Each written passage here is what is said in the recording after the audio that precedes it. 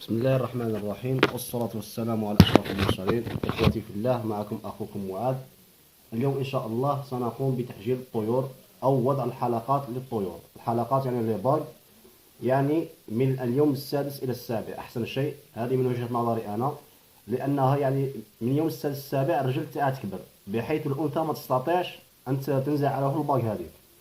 يعني بعض النصائح قبل أن تضع له الباق: أول شيء تعقم اليدين مليح، تغسلهم مليح إخواتي. وثاني شيء تستناو حتى الأنثى تنوض من العش يعني تنزعوا لها الفراق تاعها، لأنها إذا كانت حاضنة وتنزعها يمكن تنفرهم.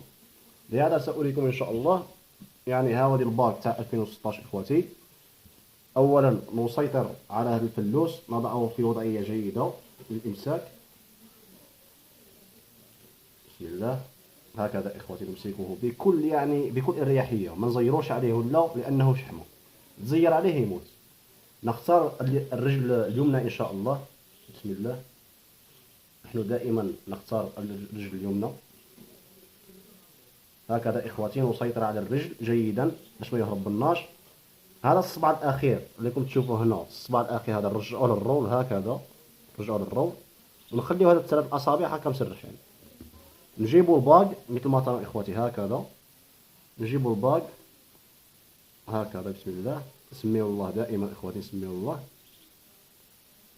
بسم الله بسم الله بسم الله بسم الله. كي يبرز الصباح هذا الأول نقوم يعني نجبدي هكا. بسم الله. اصبر اصبر اصبر، شو ندير فيديو. بسم الله اصبر. فأرجع.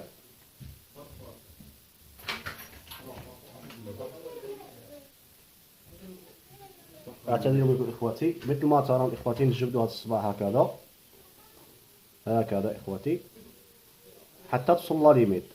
بسم الله. هكذا إخواتي.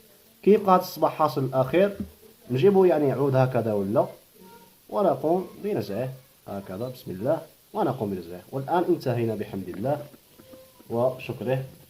ولا أصبح لنا إن شاء الله فرخ يعني باقي، فرخ يعني فيه الحجل.